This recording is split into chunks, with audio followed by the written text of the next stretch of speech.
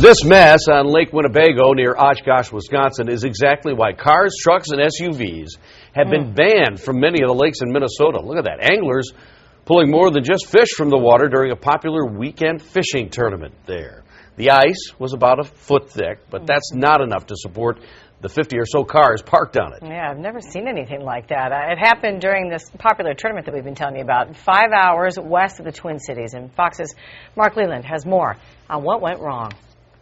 The fish were biting on Lake Winnebago as thousands of fishermen took part in Battle on Bago, a tournament offering big money and prizes. I mean, the walleye fishery out there is just awesome, and people are coming with just buckets of white bass. But the biggest catch of the day were more along the lines of Fords and Chevys, when the 12 inches of ice couldn't bear the weight of so many vehicles parked side by side. And to have 150, 200 cars out there, all in the same little square, area, obviously something bad was going to happen. By 9 in the morning, several vehicles had already gone through the ice near Menominee Park Beach, with their owners out fishing.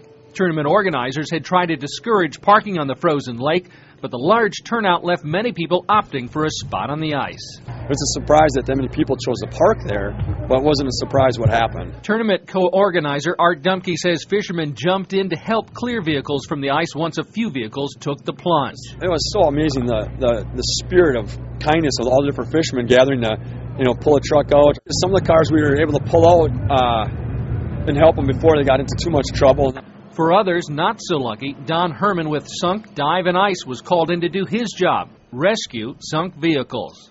Everybody came out here and parked right next to each other, and there wasn't enough ice. Then all it takes is a little bit of hole or a crack, and you see what happened. Herman charges from $500 to $2,000 to fish out a car. Some fishermen, though, might have been more focused on the tournament's $100,000 in prize money. They were driving out, and front tire would go in, and they'd just keep going and park anyways. Some fishermen might need to use any money won to buy a new car. Officials say several appeared to be totaled. It's like when you park that many cars on that thin ice, it's going to be a party wrecker.